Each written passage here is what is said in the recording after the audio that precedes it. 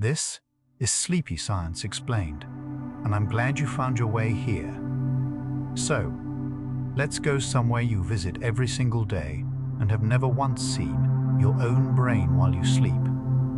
You spend about a third of your life there, eyes closed, breath slow, gone from the world. It can feel like nothing at all, a dark and empty gap between one day and the next. Here is the quiet, strange thing, though. That gap may be the busiest, least understood work your brain ever does. Sleep is not the brain switching off, the way a lamp goes dark. The sleeping brain can burn nearly as much power as a waking one, and it hums with waves and signals all its own. And still, after 100 years of careful study, science cannot fully say what all of it is for. Not the old idea that the mind simply shuts down to rest, like a machine unplugged for the evening. The real puzzle is deeper and softer than that. We'll walk the gentle edge of what is known about the sleeping brain and let the rest stay open. If this quiet suits you, a soft subscribe helps another restless, curious mind find its way here. And I'm always a little curious. Where in the world are you listening from? Now settle in. Let your shoulders soften and your breath grow slow, and we'll begin at the very doorway of sleep, where the day first lets go. A sleeping brain is not switched off, it is hard at work in the dark. For a long time, people pictured sleep as a kind of nightly power down, the mind going blank until day returned. Then researchers laid thin sensors on the scalp and watched. The sleeping brain, it turned out, never fell silent at all. It kept firing in great sweeping rhythms, sometimes slow and rolling, sometimes quick and bright as full waking. A brain deep in sleep can burn nearly as much energy as one solving a hard problem, roughly a fifth of all the fuel the body spends. Picture a house at rest, with the lights out, and yet the furnace roaring, pipes humming, 100 quiet machines still running behind the walls. That is closer to the truth of a sleeping head. Whole regions light up and speak to one another in patterns found nowhere in the waking day. The work simply changes shape once the eyes close. Sensors show the brain sorting, mending, and dreaming, none of it visible from outside. So the sleeper, lying so still, so far away, is in one sense the most active they will be, all through the dark. The calm is only on the surface. The stillness is only skin deep, over strong hidden currents. Sleep is not one long thing, it comes in repeating waves through the dark. A single sleep is not a flat grey stretch of nothing. It is built of cycles, each lasting close to 90 minutes, that repeat 4 or 5 times before waking. Within each cycle, the brain sinks down through lighter and then deeper rest, and finally rises into the strange, dreaming stage before starting over. Picture slow, wide swells on a calm sea. The sleeper carried down into a trough and lifted again, down and up, over and over. The swells are not quite even. Early ones dip into the deepest rest, later ones grow richer in dreams. Most people ride these waves without ever knowing the shape of the water beneath them. Wake at the top of a swell, and rising feels easy. Wake from the bottom, and the head stays heavy for many minutes. Each full cycle touches every stage in turn, a small journey down and back. The whole architecture is orderly, almost tidal, hidden under the plain word we use for it. A single sleep holds 4 or 5 of these long, looping breaths. The dark has a shape, drawn in slow rising and falling. Sleep sorts itself into a small handful of clearly different stages. Scientists who read the brain's waves divide a sleep into a few named steps, and the sleeper climbs down and up through them again and again. There is the light drift at the edge of sleep, a middle stage that fills most of the hours. a deep and heavy stage of slow waves, and the vivid stage called REM, where most dreaming lives. Each looks unmistakably different on the senses, as different as a whisper from a shout. In one, the brain's rhythm is quick and shallow. In another, it rolls in great slow swells. In REM, it races almost like waking. Think of a diver going down past distinct layers of water, cool and dim, then colder and darker, then rising into a bright, warm current near the top. The layers are real and repeatable, found in sleeper after sleeper the world over. Each has its own rhythm, its own depth, its own kind of dream, or none at all. A full sleep touches every one of them, in a patient, looping order, several times before waking. Down through the quiet layers and slowly up again. The first step into sleep is a brief, drifting doorway most people never remember. This opening stage lasts only a few minutes, a thin border between waking and true sleep. The muscles loosen, the breath slows, and thoughts begin to break apart into odd floating scraps. This is the land of half-dreams at the edge of sleep, where a person might picture falling, or drifting, or seeing shapes that make no sense. It is so light that someone woken from it will often swear they were never asleep at all. Picture a boat slipping its rope and easing away from a dock, so gently that no one aboard feels the moment it leaves the wood. The mind lets go of the day in loose handfuls here, not all at once. Faces, colors, and stray words may drift past behind closed lids, meaning nothing, asking nothing. The breath grows even, the limbs grow heavy, and the world thins to almost nothing. It is the shortest stage of the whole descent and the least guarded, a soft threshold the sleeper crosses without a sound. The rope slips free, and the day floats quietly out of reach. At the edge of sleep, the body sometimes jerks as if catching itself from a fall. Almost everyone knows the feeling, just as sleep arrives, a sudden twitch, often with a flash of falling or missing a step. Scientists call it a hypnic jerk, and it is a harmless, common thing. As the muscles go slack at sleep's doorway, the brain seems to misread the sudden softness as a real fall, and fires a quick jolt to grab at solid ground.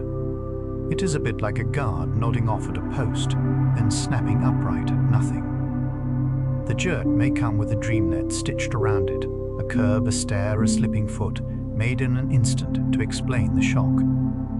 Tiredness and worry can make the jolt more likely, though it visits calm sleeps too. The heart skips once, the body flinches, and then the softness returns. It arrives, passes, and sleep folds back over the moment, as if it never happened. Most sleepers feel only a few across a whole lifetime and think nothing more of them. A small stumble at the door, and then the quiet returns. The middle stage of sleep fills most of the hours with brief bursts of hidden activity. More than half of an ordinary sleep is spent in this second stage, neither light nor deepest. On the senses, it looks mostly calm, but it is stitched through with sudden, quick flurries. The brain fires all on its own. These are called sleep spindles, short crackles of fast waves lasting about a second each. A sleeper may make hundreds or thousands of them across the dark without any hint of it. Picture a still pond crossed now and then by a quick shiver of ripples, then smooth again. Each spindle is a burst of talk between deep brain centers and the outer folds, and researchers link them to settling the day's learning into place. The stage is a kind of long, patient middle country, where the brain does much of its quiet housekeeping. It is neither the drama of dreams nor the depth of the slowest waves, but a steady working calm. Most of sleep is spent here, in this gentle in-between, humming softly to itself. Small silver flurries, rising and fading in the calm. Those small bursts in sleep seem to work like a shield, holding the sleeper under. The quick flurries of the middle stage are not only busy work, they appear to guard sleep itself. When a sound reaches a sleeping brain, a spindle often fires just after, as if to blunt the noise before it can wake the sleeper. People who make more of these bursts tend to sleep more soundly through a noisy world, a rattling pipe, a passing truck, a partner turning over. Picture a doorkeeper who softens each knock so the one resting inside never stirs. In careful studies, sleepers with richer spindle storms slept on through clatter that roused lighter sleepers beside them. The brain, even far under, keeps a quiet watch and works to keep the peace. It weighs each sound and, most of the time, gently sets it aside. It is not fully closed to the world. It simply decides, again and again, that the world can wait. So the deepest rest is partly built, not only fallen into. A sleeper is held under partly by the brain's own quiet, patient work, sound by sound, a gentle hand at the door, hushing each knock. Deep in the second stage, the brain fires sharp, sudden waves, like a soft alarm that rarely rings. Along with the small flurries come tall, quick spikes the senses draw as sudden peaks and troughs. These are called K complexes, and they are among the largest single waves a healthy brain makes. They often appear right when something brushes the sleeper's world, a touch, a creak, a soft call of a name. It is as if the brain lifts its head a fraction, checks the sound, and decides whether to wake or sleep on. Picture a watchdog that grazes one ear at a noise, then lowers it again once the yard proves quiet. Most of the time, the great wave passes and sleep holds. Now and then, it tips into waking, if the sound truly matters. Together with the flurries, these waves let the sleeping brain sort the harmless from the worth, waking for or without a flicker of memory.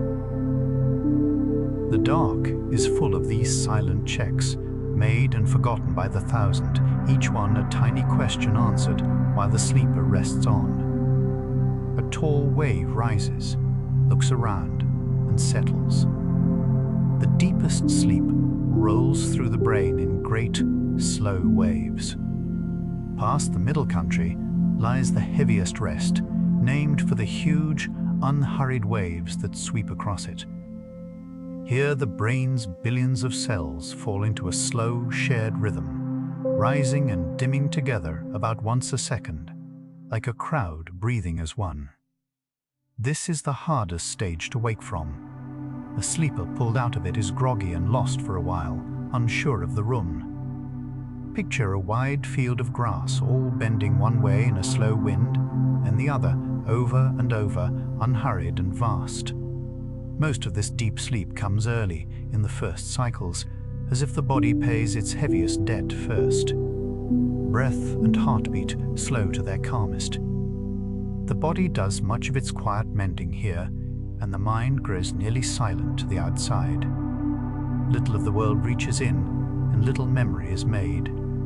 It is the stillest the brain will be all through the dark, and the farthest from the waking world. Here the mind lies deepest and calmest of all, gone nearly out of the world. Great slow waves, rolling through a darkened field.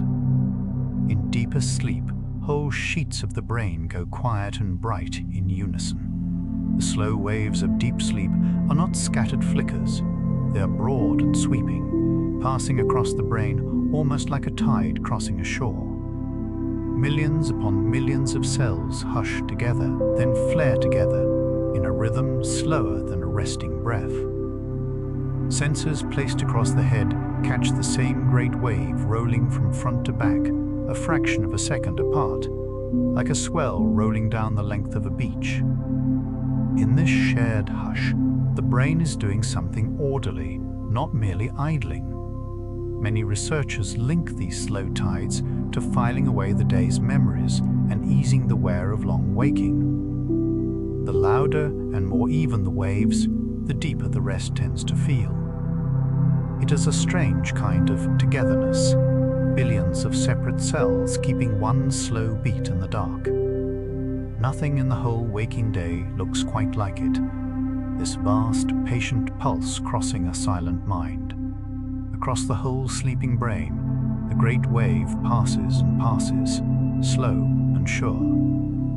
One great swell, rolling slowly across the whole shore. There is a stage of sleep where the brain wakes up, but the body stays locked in place. Late in each cycle comes a stage so lively, it once startled the very scientists who found it. The brain lights up nearly as bright as full waking, quick and busy, while the sleeper lies utterly still. This is REM sleep, named for the rapid eye movements that flit beneath the closed lids.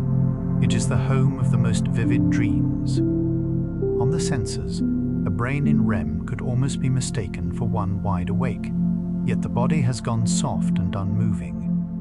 Picture a theater where the screen blazes with the whole world in motion while every seat in the house sits perfectly still. Breath and heartbeat may quicken and wander here, unlike the calm of deep sleep. The brain is racing through some inner country, and the body has been quietly set aside. Waking and sleeping seem to fold into one, the mind ablaze, the limbs at rest. It is the strangest stage of all, and among the least like anything in the waking day. A bright, busy mind inside a body gone still. During the dreaming stage, the body is briefly and almost completely paralyzed. In REM sleep, while the brain runs wild with dreams, the muscles of the limbs are switched nearly all the way off. A signal from deep in the brainstem holds them slack, so the sleeper cannot act out the racing dream. Only a few muscles keep working, those for breathing and the small darting eyes. Picture a puppet with its strings gently cut, lying loose while a whole play unfolds in the puppeteer's mind. This soft paralysis is thought to be a kind of safety catch, keeping the dreamer from leaping up or striking out in the dark. It comes on as the dream stage begins and lifts as it ends, many times before waking.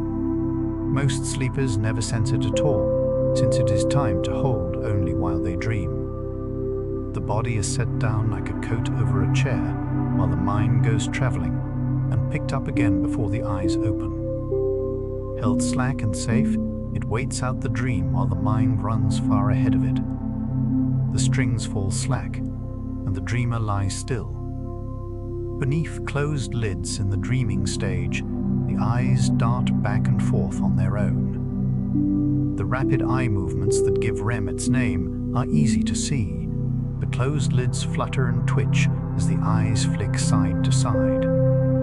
They come in bursts, then pause, then start again, all through a dream. For a long while, people guessed the eyes were scanning the dream itself, following its faces and paths like watching a film. It is a fair guess, and some findings gently supported, though the matter is not fully settled. Picture someone watching a bird cross the sky, eyes tracking left to right, except the sky is only in their head. Wake a sleeper mid-flutter, and they will very often report a vivid dream in progress. The little movements are one of the few outward signs of the hidden inner show. They flick and rest and flick again, the only visible trace of a whole private world unspooling behind the lids.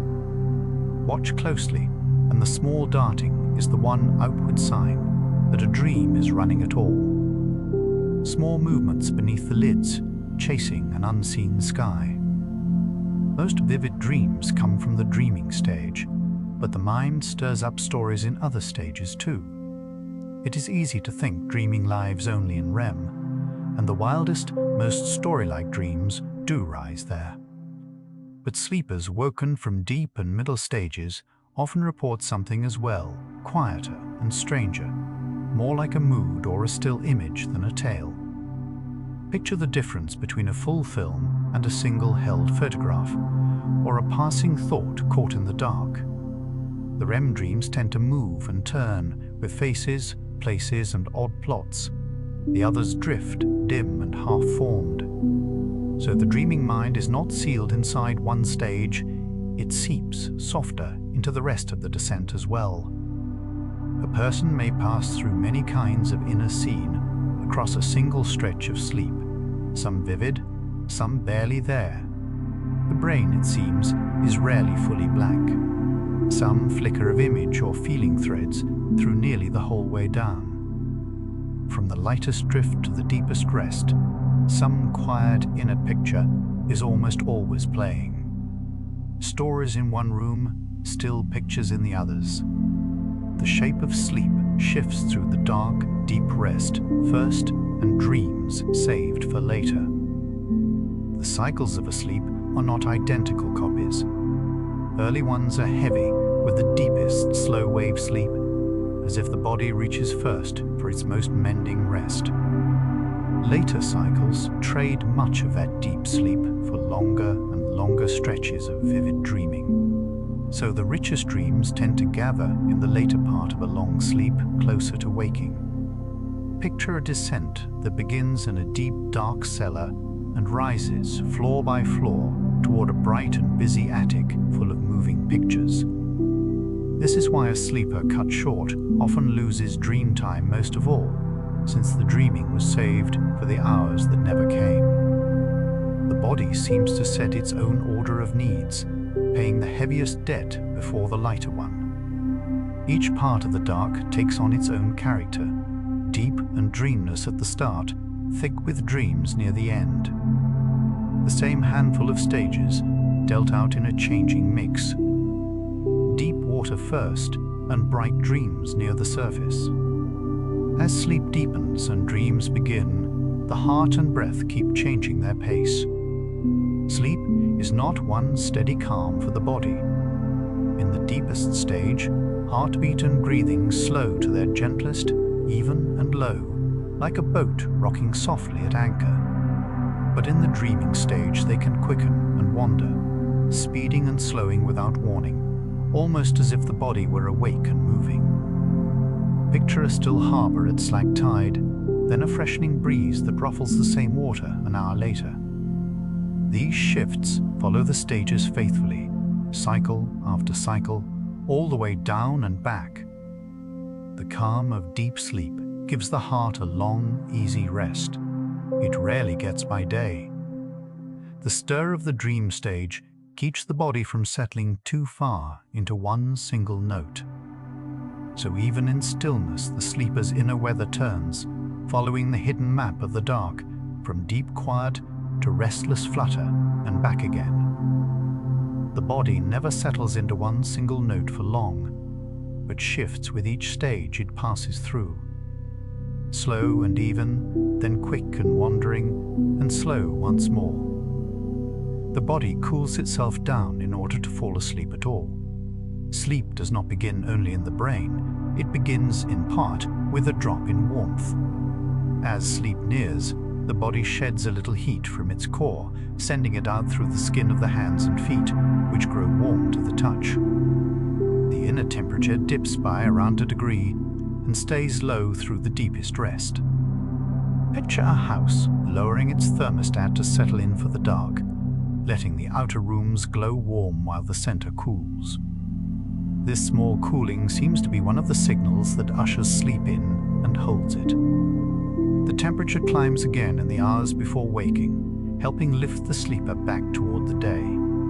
It is a quiet piece of clockwork, this rise and fall of inner heat, tuned to the coming and going of rest. The warm hands and feet are the body letting go of heat so the core can dim its fire. The body banks its own hearth a little and sleep slips in. The inner fire dims by a degree and sleep draws near. No one can fully say why living things need sleep at all. Every animal with a brain seems to require sleep, and going without it brings trouble swiftly. A few days of true sleeplessness leaves even the sharpest mind foggy and clumsy. Yet after long study, science still cannot give one clean answer for why sleep exists. It seems to help the body mend, steady the mood, and file the day away, but those may be effects rather than the deep cause. It is a costly, even risky habit. A sleeping creature cannot eat, guard itself, or flee, and still the pull of sleep never loosens its grip. Nature would likely have trimmed away so costly a thing, unless it served some need too great to skip. That so plain a daily act stays unexplained is its own quiet marvel.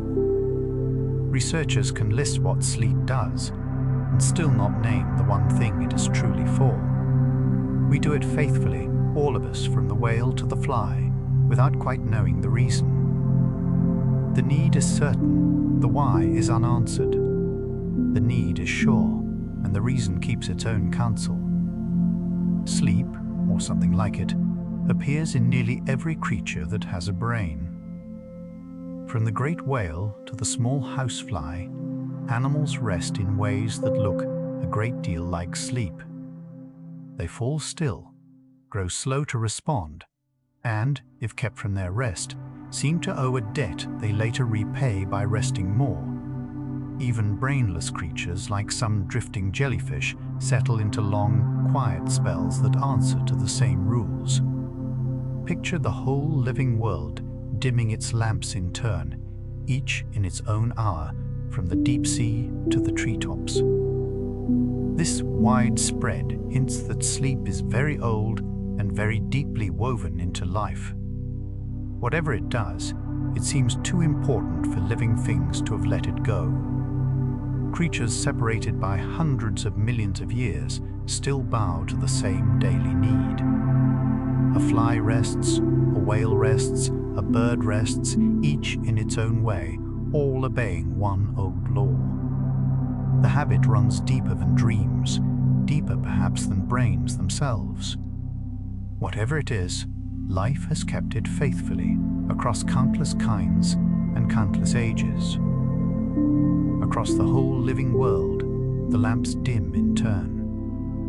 Even creatures with almost no brain seem to rest, and no one is sure why. A jellyfish has no brain at all, only a loose net of nerves, and yet it too falls into spells of quiet that answer to the laws of sleep. Left undisturbed, it settles and slows. Kept stirred up, it later rests longer, as if paying back what it lost. Picture the simplest of drifting bells, no head, no thought, and still it keeps a kind of Sabbath in the dark water. If sleep reaches down even to creatures like these, then its roots run far below dreams and memory and the busy human mind. Some researchers take this as a clue that sleep serves the very cells themselves, a need older than any brain. Others say the puzzle only deepens, since we still cannot name the thing the cells are getting. That so simple a creature rests at all remains unexplained, one of the plainest open questions in all of biology. The bell drifts and slows and rests for reasons no one has yet read. Even a creature with no mind keeps the quiet law.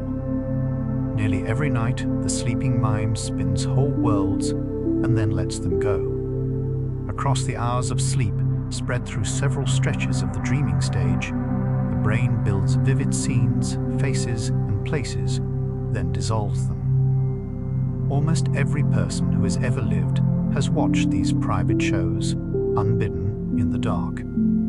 A single sleep may hold an hour or more of dreaming, gathered into a few long episodes. Picture a small theatre that opens once the sleeper is gone under, plays several reels, and closes before waking. The dreams can be plain or strange, calm or stirring, and they follow the sleeper down cycle after cycle.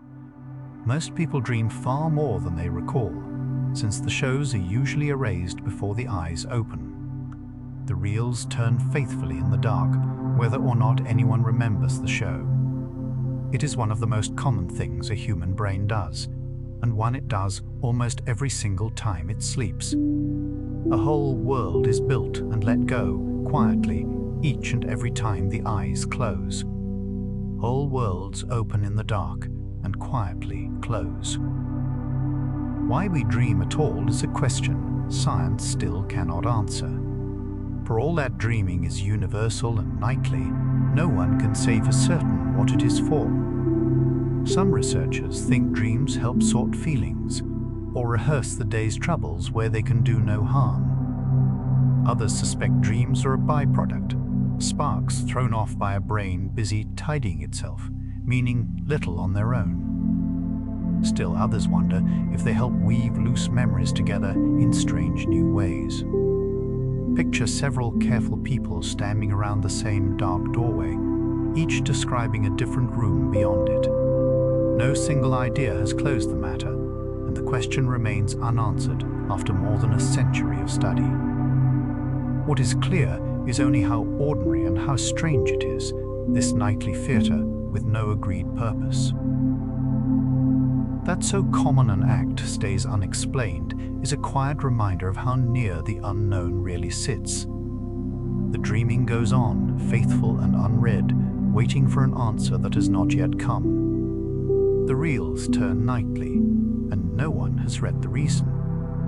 One idea holds that dreams help the mind settle its feelings. Among the many guesses about why we dream, one has drawn a good deal of interest. That dreaming works over the day's emotions, softening their sharp edges. In this view, the brain replays what stung or worried it, but in a calmer chemical bath, so the memory keeps its lesson while losing some of its bite. Picture a rough photograph slowly developing into something gentler. The shape's the same, but the harshness eased. Some findings fit this idea. People often wake feeling steadier about a trouble they dreamed through. But it is one influential proposal, not a settled law, and other researchers read the same dreams quite differently. It may be part of the story, or a side effect mistaken for the point. For now, the notion sits among its rivals, promising but unproven, and the question stays unanswered. The dreams that seem to soothe may only look that way from the far side of waking. The night may be doing this quiet work, or it may not. Perhaps the sharp day is softened while we sleep. Perhaps not. Most dreams are forgotten within moments of waking, however vivid they were. A dream can feel utterly real and detailed while it runs, and then vanish almost the instant the eyes open. Within a few minutes of waking, most of a night's dreaming is simply gone, beyond recall. This is not a flaw of memory so much as its normal state during sleep. The brain seems poorly set up to save what it dreams. Picture writing on a fogged window that fades as fast as it is drawn, leaving only a smear where the words were. Catch a dream at once, and a little of it may hold, wait, even a short while, and it slips away for good. The chemistry that helps lay down waking memories runs low in the dreaming stage, which may be part of why the shows do not last. So the sleeper wakes with a faint sense of having been somewhere, and no map of where. The night's long theatre empties itself before the house lights ever come up. Words on a fogged pane, gone before they are read. Kept from dreaming one time, the brain hurries to make up the loss the next. If a sleeper is woken again and again just as the dreaming stage begins, they lose that stage while keeping the rest of sleep. Given an undisturbed rest afterward, the brain does something telling. It plunges into dreaming sooner and stays there longer, as if repaying a debt. Researchers call this REM rebound, and it hints that the dreaming stage is not idle, but needed. Picture a river dammed for a day, then released, running fuller and faster until the level evens out. The rebound suggests the brain keeps a kind of ledger, tracking how much dreaming it owes. Whatever dreaming does, the body seems to insist on getting its share back.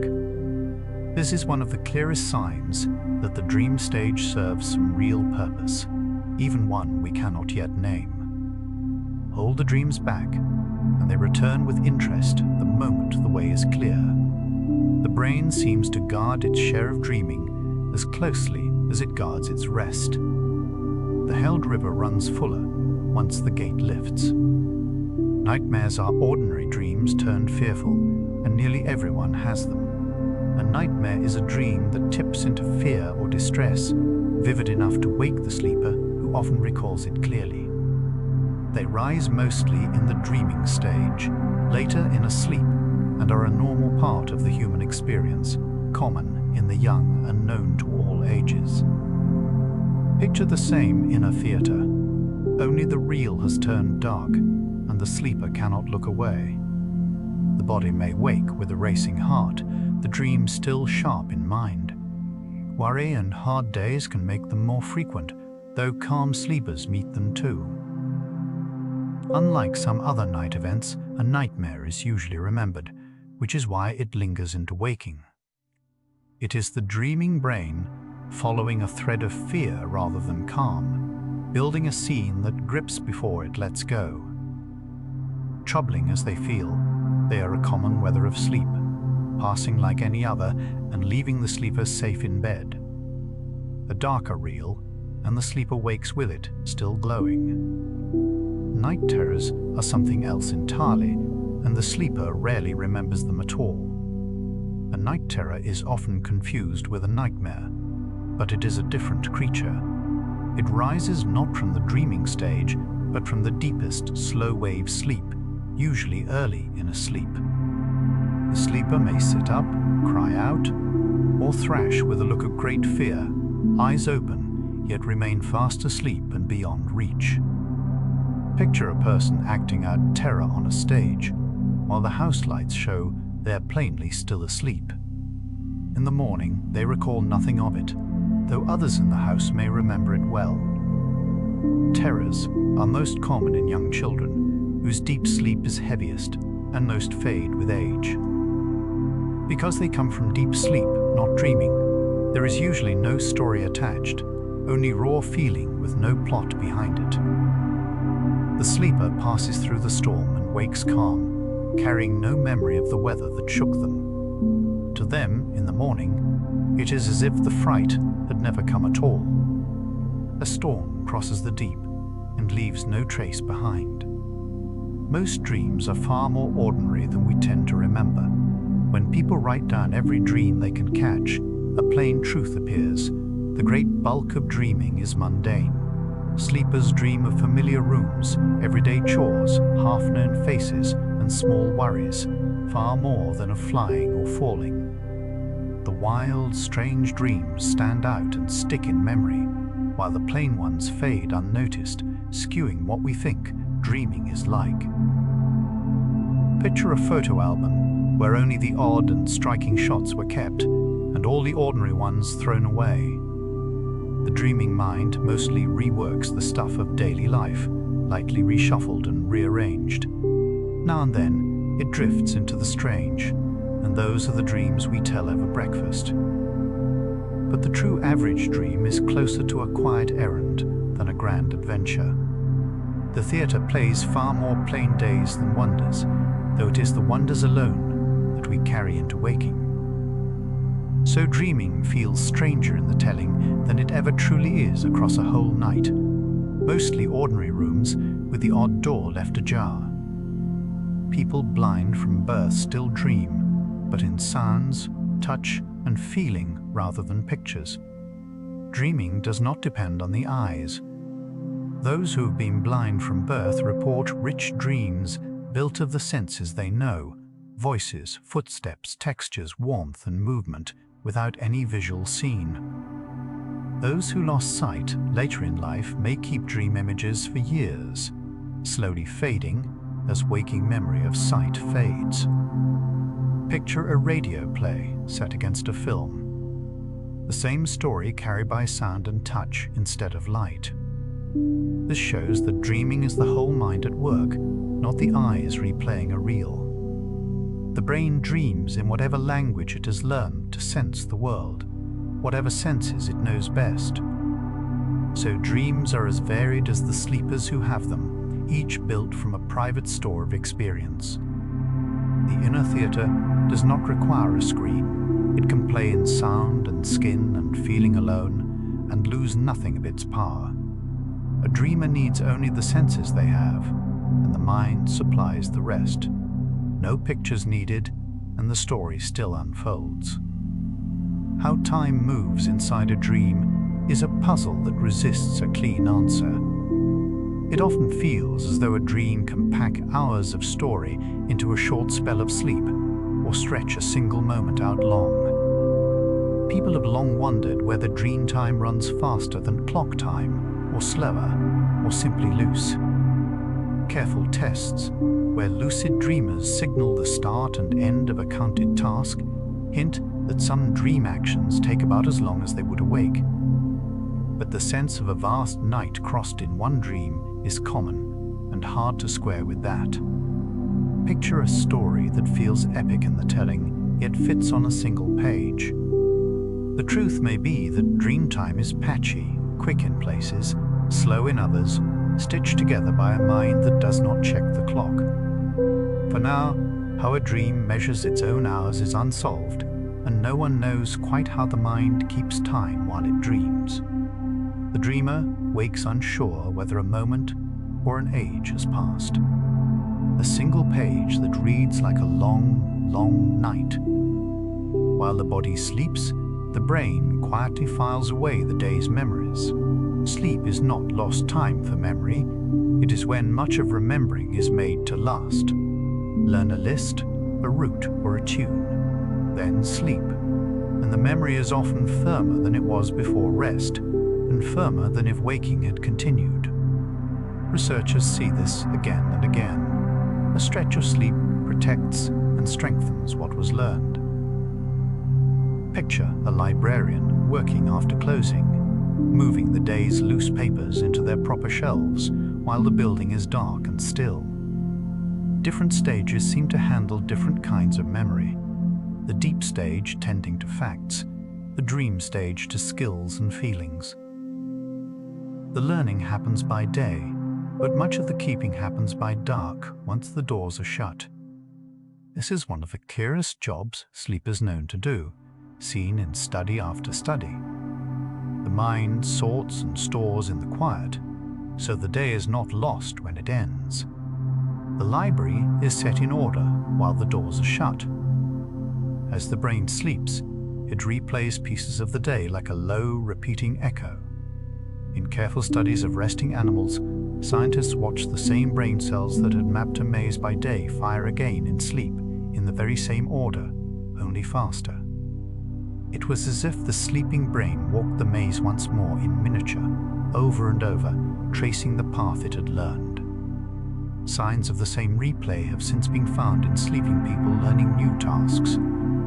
Picture a musician who, after the hall goes dark, hears the day's piece playing softly again in memory, note for note.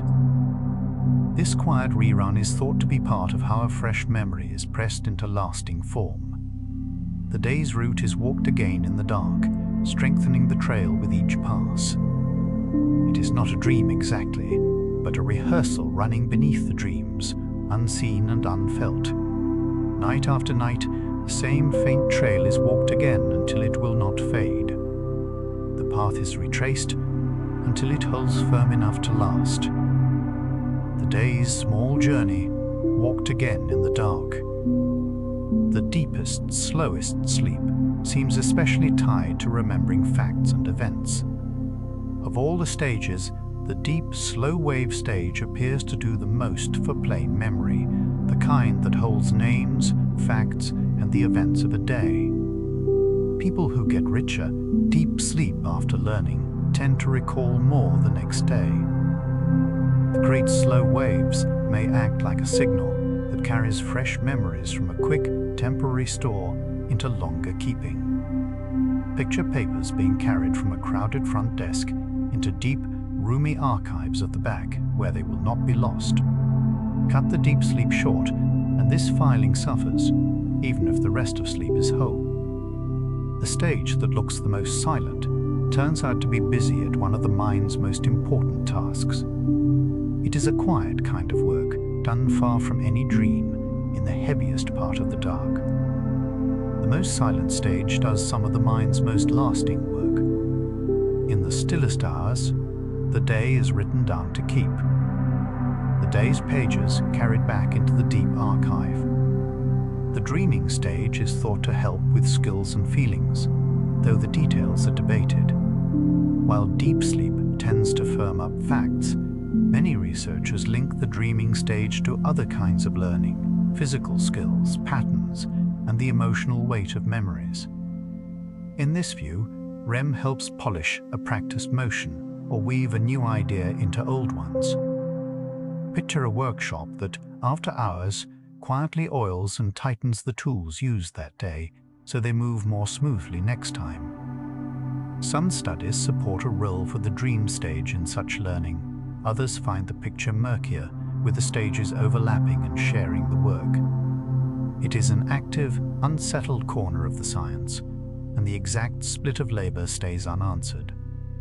The dream stage may be doing this careful shaping or sharing it with the rest of sleep in ways not yet mapped. What seems clear is that the whole descent, not one stage alone, tends to the mind's keeping. Just where one stage ends and another begins in this work is not yet clearly drawn. Perhaps the day's tools are quietly honed while we dream. There may be real truth to the old advice to sleep on a hard problem. People have long said that a stretch of sleep can loosen a stuck problem, and some careful work gives the saying gentle support.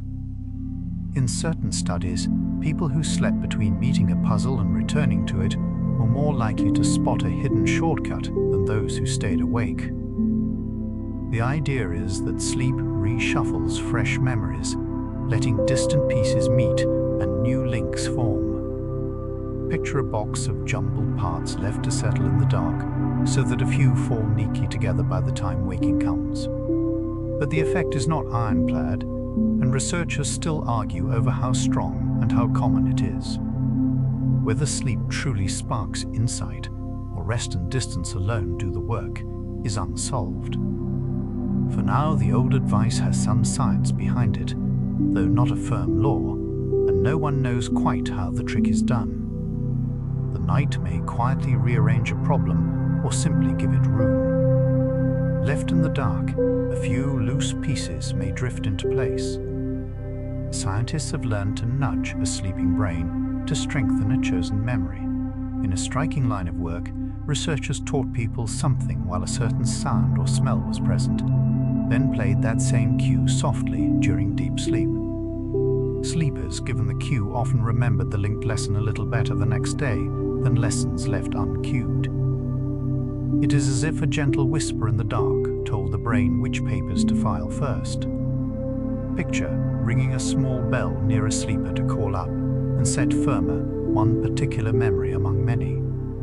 How far this reaches and why it works is still being explored, and the effects are modest and not always found.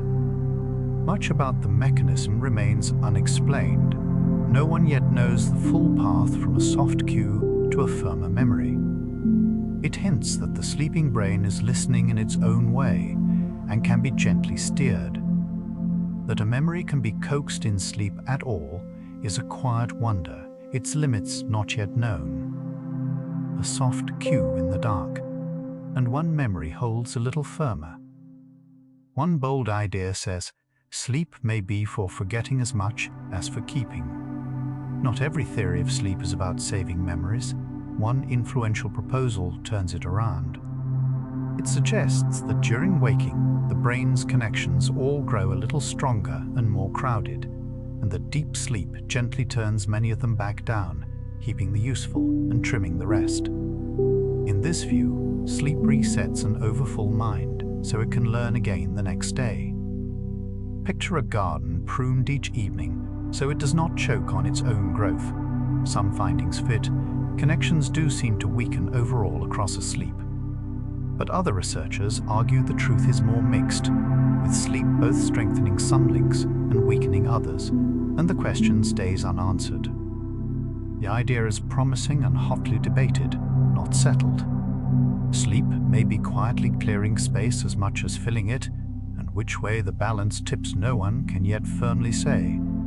It may fill the mind and empty it at once, in a balance we have not yet weighed.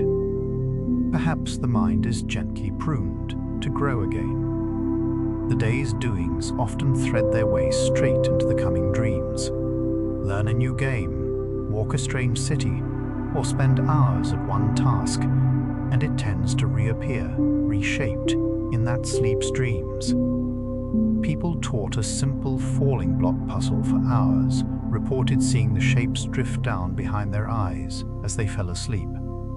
The dreaming brain reaches most readily for whatever the waking day pressed on it. Picture the mind emptying its pockets at day's end and building the coming scenes from whatever falls out. This is why a hard or new experience so often colors a dream that follows soon after. The theater tends to stage recent material, lightly disguised and rearranged. It is one of the clearest links between waking life and the dreaming stage, easy to see if a person watches for it. A long day at one task can echo, changed and softened through the dreams that come after it. What fills the hours tends to drift, changed, through the scenes that follow.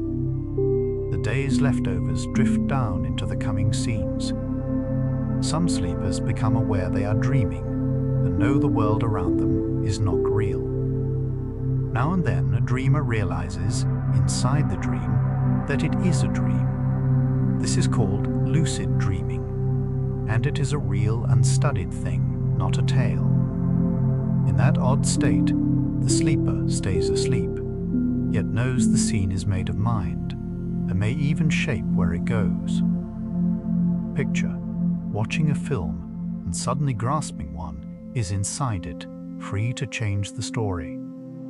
Some people rarely, if ever, have this happen. Others learn to bring it on more often with practice.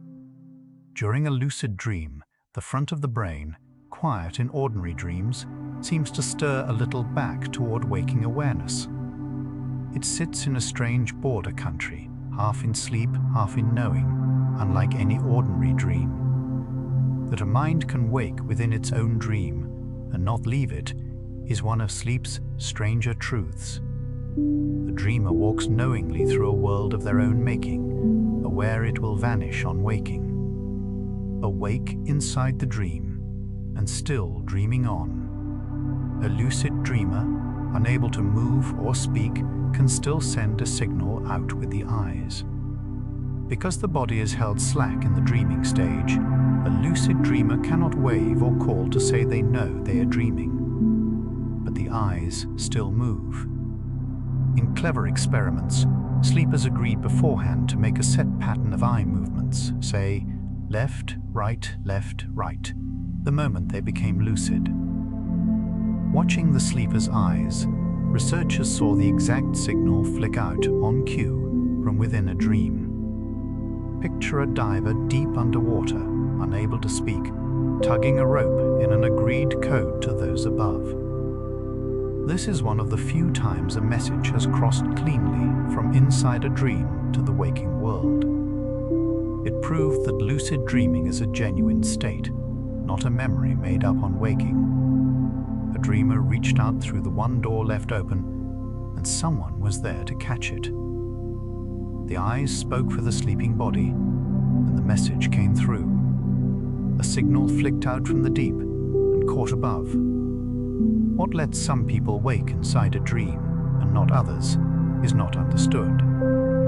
Lucid dreaming is real, but why it comes easily to a few, rarely to most, and can be trained to some degree, remains largely unexplained. Something shifts in the sleeping brain to let a spark of self-awareness return without ending the dream, and the details are still being chased. Picture a light coming on in one window of a dark, sleeping house, no one sure quite what flipped the switch. Some findings point to activity waking a little in the front of the brain, others to habits of attention carried over from the day. But no full account exists of how the mind pulls off this trick, and no one knows why it visits some sleepers so much more than others. It is a state science can measure and even coax, yet cannot explain to the ground. That awareness can flicker on within sleep, for reasons unknown, keeps lucid dreaming among sleep's open questions. One window lights in the sleeping house, and no one knows why. When the dream stage's paralysis fails, sleepers can act out their dreams. The soft paralysis of the dreaming stage usually keeps a dreamer still. In some people, mostly older adults, that safety catch weakens and the body begins to move with the dream. They may talk, gesture, or even leap up, acting out whatever the dream contains, all while fast asleep. Doctors call this REM sleep behavior disorder. Picture the puppet's cut strings quietly retied so that the play spills off the inner stage and into the room. Unlike sleepwalking, this rises from the vivid dream stage, and the dream and the actions usually match closely. It shows just how much the sleeping brain leans on that paralysis to keep the dreamer safe in place. Normally, the body is set aside like a coat. Here, it rises and follows the dream wherever it leads. The mechanism is well understood, even as the reasons the catch fails are still being studied. With the safety gone, the sleeper lives out the dream in the room, still fast asleep the whole while. The strings retie, and the dream steps into the room. In sleep paralysis, the mind wakes while the body is still held fast. The reverse can also happen. A sleeper's mind surfaces toward waking, while the dream stage's paralysis has not yet let go. For a few seconds or minutes they lie fully aware, eyes able to move, but unable to stir a limb or speak. It is harmless and passes on its own, though it can feel strange and heavy. Picture waking in a room where the body is still asleep, the mind arriving a little ahead of the rest. Many people meet this once or twice in a lifetime, often when sleep has been broken or short. The brain has simply crossed back into awareness before the switch that frees the muscles has flipped. It is the same paralysis that guards every dream, only caught at the wrong moment, on the way up instead of the way down. Wait a little, and the body catches up and movement returns as if nothing happened. It is only the guard of the dream, met a moment too soon on the way up. The mind arrives first, and the body follows behind. Sleep paralysis often comes with vivid, dreamlike figures, which folklore long mistook for visitors. Because sleep paralysis catches the mind at the border of the dream stage, it often arrives wrapped in vivid, dreamlike sights and sounds. A shadow in the room, a weight on the chest, a sense of a presence. For centuries, cultures the world over explained these with tales of night visitors, a hag, a demon, later even strangers from the sky. A calmer look shows the plainer truth. The dreaming brain is spilling its images into a half-waking mind that cannot move. Picture a film still running as the theater lights half come up, its shapes laid over the real room. The figures feel utterly real, but they are made of the same stuff as any dream. Knowing this robs the moment of much of its fear and turns a visitor back into a passing trick of a half-woken mind. The presence is the dreaming mind, met at the threshold, not a caller from outside. Only a dream, half-lit, laid over the quiet room. A sleepwalker is not acting out a dream. They are caught between deep sleep and waking. Sleepwalking rises not from the dreaming stage, but from the deepest slow-wave sleep, usually early in a sleep. Part of the brain wakes enough to move the body, while the part that thinks and remembers stays fast asleep. So, a sleepwalker may rise, walk, even open a door, with open eyes and the blank, faraway look, and recall none of it after. Picture a house where the legs have woken, but the mind has not, the body wandering while no one is truly home. It is most common in children, whose deep sleep is heaviest and usually fades with age. Because it comes from deep sleep, there is rarely any dream behind it, only simple, half-finished actions with no plot. The sleeper moves through the dark on a kind of automatic pilot, neither fully asleep nor awake. In the morning, the whole errand is gone, unremembered, as if it never took place. The body wandered, and the sleeping mind kept no record of the journey. The feet are awake, and no one is home. Some sleepers speak out loud, saying words no one meant to say. Sleep talking is common and harmless, and it can rise from almost any stage of the dark. The words may be clear or garbled, a single phrase, or a short muttered exchange, and the sleeper almost never remembers a syllable. From deep sleep, the speech tends to be simple and dull. From the dream stage, it may fit whatever is being dreamed. Picture a radio left faintly on in another room, giving up scraps of talk to an empty house. Most sleep talk means little and matches nothing in particular. It rises when the brain's speech centers stir while the rest sleeps on, a small leak from a mostly closed mind. Now and then a whole odd sentence slips out into the dark, waking anyone near enough to hear it. But the speaker sleeps through their own words and wakes with no memory of the show at all. A few words drift out, and no one remembers saying them. Sleep does not float free. It is bound to a clock ticking inside the body. The pull toward sleep and the lift toward waking follow a steady daily rhythm, close to 24 hours long, built right into the body. This inner clock shapes not only sleep, but temperature, alertness, and 100 quiet tides of the body. Even kept in a cave with no daylight and no watch, people still sleep and wake on a near daily beat. Picture a patient metronome hidden deep in the body, keeping time whether or not the sun is ever seen. Sleep tends to come when this clock says the day is done, and resist when it says the day is high. The rhythm can drift a little, but it always keeps close to the turn of a day. It is one of the oldest patterns in living things, tuned to a spinning world that has always known light and dark. Sleep rides on this hidden wheel, turning once around each day. A quiet wheel turning once with every day. Deep in the brain sits a tiny cluster of cells that keeps the body's daily time. The inner clock has a home, a small knot of cells near the base of the brain, no bigger than a grain of rice, that acts as the master timekeeper. It sets the daily rhythm and sends its beat out to the rest of the body so organs and cells keep time together. Picture a single conductor before a vast orchestra, waving the whole body into one shared tempo.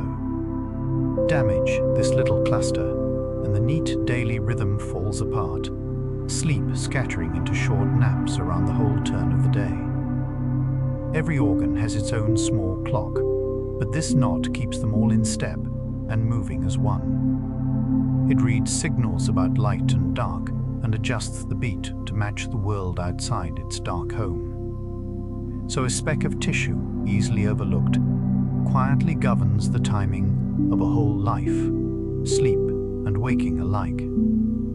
One tiny conductor, and the whole body keeps time. The body's clock does not run at exactly a day, so light resets it each morning. Left entirely to itself, the inner clock keeps time close to, but not exactly, 24 hours, running a little long for most people, nearer 24 and a quarter. Without correction, it would slowly drift out of step with the real day. Light is the great fixer. Bright morning light nudges the clock earlier, keeping it locked to the true turning of the world. Picture a slightly fast watch, reset each day by a glance at a town clock, so it never wanders far. This daily reset is why light matters so much to sleep and waking. The clock is close enough that a small nudge holds it true, far enough off that, without the nudge, it drifts steadily later. So the sleeping and waking body is quietly retuned to the sun each day, kept in step with the world it cannot see while it sleeps, a little fast and set right again by the light. Special cells in the eye report light to the clock, even in people who cannot see. The eye does more than let us see. It also carries a small set of cells that simply measure how much light is around, and send that news straight to the inner clock. These cells care little for shapes or colors, only for brightness, especially the blue of daylight. Because of them, even some people who are fully blind still keep their body clocks set by light, though they see nothing at all. Picture a window with a plain light meter beside the glass, reading the day whether or not anyone looks out. This is how the sun keeps time in the body, through a channel apart from ordinary sight. The cells were only found fairly recently, hidden among the eye's better-known parts and long overlooked. They quietly tell the brain whether the world is bright or dark, and the clock listens and adjusts. Sight and timekeeping share the eye, but travel separate roads. A quiet meter at the window, reading only the light. As darkness falls, the brain releases a chemical that whispers of sleep. When the light dims, the inner clock signals a small gland to pour out a substance that rises through the dark hours and fades as morning nears. It does not force sleep so much as tell the body that the dark has come and rest may follow. Picture a soft tide that rises through the body as the light goes and ebbs again toward day. Bright light, especially blue-white, holds this tide back, which is one way glowing screens can push sleep later. The chemical is the body's own messenger of the dark, tuned by the clock and the eyes together. Its rise does not knock the sleeper out. It eases the door open and lets rest approach. As it fades toward morning, the body is nudged back toward waking and the coming day. The quiet signal, marking the turn from light to dark and back. It does not command sleep, only tells the body the dark has come and rest may follow. A soft tide rising as the light lets go. The body runs warmer and cooler across a day, and sleep rides that gentle tide. Inner temperature is not fixed. It swings by about a degree over the turn of a day, guided by the same clock that shapes sleep. It sinks to its lowest in the deep of a sleep, a few hours before waking, and climbs to its highest by late in the waking day. Sleep comes most easily as the temperature is falling, and waking as it rises. Picture a slow, day-long breath of warmth in and out that the sleeper rides down into rest. This is part of why the small cooling of the body helps usher sleep in and hold it there. The rhythm of heat and the rhythm of sleep are woven together, two hands of the same clock. Feeling suddenly chilled or sluggish at a low point in the day is this tide at work beneath awareness. The body warms and cools on its own schedule, and rest keeps time with it. Down through the cool trough, and rest slips in. Some people are built to rise early, others to wake and sleep late, and it runs deep. Not everyone's clock keeps the same hours. Some are natural early risers, sharp in the first hours and sleepy by evening. Others come alive late and would rather sleep past dawn. These leanings, often called larks and owls, are not mere habits, but partly set by the body's own timing, and they shift across a life. Picture 2. Clocks in the same house, one running an hour ahead of the other, each sure it keeps the right time. Teenagers tend to run late, their clocks shifting to want later nights and mornings, then drifting earlier again with age. Fighting one's own clock, rising far earlier than it wants, can leave a person foggy and out of step for hours. The differences are real and largely inborn, not simply a matter of will. Each body carries its own preferred hours, written partly in its making from birth. Two clocks in one house, each keeping its own hour. Fly across the world, and sleep falls out of step because the inner clock lags behind. When a traveler crosses many time zones quickly, the clock outside jumps ahead or back, but the clock inside the body does not. For days, the two disagree. The body calls for sleep at the new midday, or for waking in the new dark. This is jet lag, and it is simply the inner clock caught in the wrong place, slowly catching up. Picture carrying a pocket watch set to an old city, hours off from every clock on the new streets. The body's clock resets only a little each day, guided mostly by the new pattern of light, so it may take many days to arrive fully. Traveling toward the dawn is often harder than traveling toward the dusk, since the clock would rather run late than early. Sleep and waking untangle themselves slowly, hour by hour, until the inner clock finds the new day. The body lands long before its clock does. The traveler lands, but the inner watch runs late.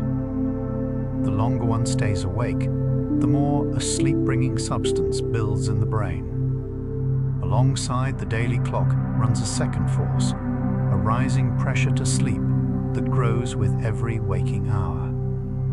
As the brain works through a long day, the substance gathers in it that dims alertness and deepens the pull toward rest. Sleep clears this substance away, and the sleeper wakes with the pressure reset low.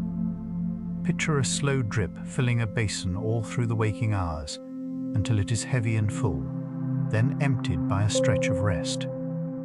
The drink that many use to fight off sleep works partly by blocking this very substance, masking the fullness of the basin for a while. The longer the wakefulness, the greater the weight, which is why a missed sleep presses so hard the next day. It is a simple, patient bookkeeping of tiredness, kept by the brain without any thought. Stay awake, and the basin fills. Sleep, and it drains again to empty. The basin fills through the day and empties in the dark. Sleep is timed by two forces together, a rising pressure and a turning clock. When sleep comes, and how deep it runs, is set by two things working at once. One is the pressure that builds the longer one is awake, the other is the daily clock that says when the body expects rest. When both point the same way, late in the waking day with the basin full, sleep comes easily and deep. When they disagree, as in jet lag or a broken schedule, sleep grows thin and hard to hold. Picture two hands turning the same dial, sleep arriving smoothly only when they turn together. This simple pairing explains much about why sleep sometimes comes at once and sometimes will not come at all. A nap at the wrong hour can drain the pressure and leave the following sleep light and broken. The clock and the weight of waking work best in agreement.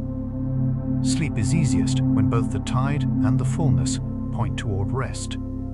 Two hands on one dial, and rest comes when they meet. A brain kept awake too long will steal brief scraps of sleep without asking. Push wakefulness far past its limit, and the brain does not simply hold on. It begins to fall into sleep in tiny flashes, a second or two at a time, even with the eyes open. These are microsleeps, and the person often has no idea they happened. For that flicker, part of the brain slips under, missing whatever passed before it. Picture a candle flame guttering, going dark for an instant, then catching again, over and over.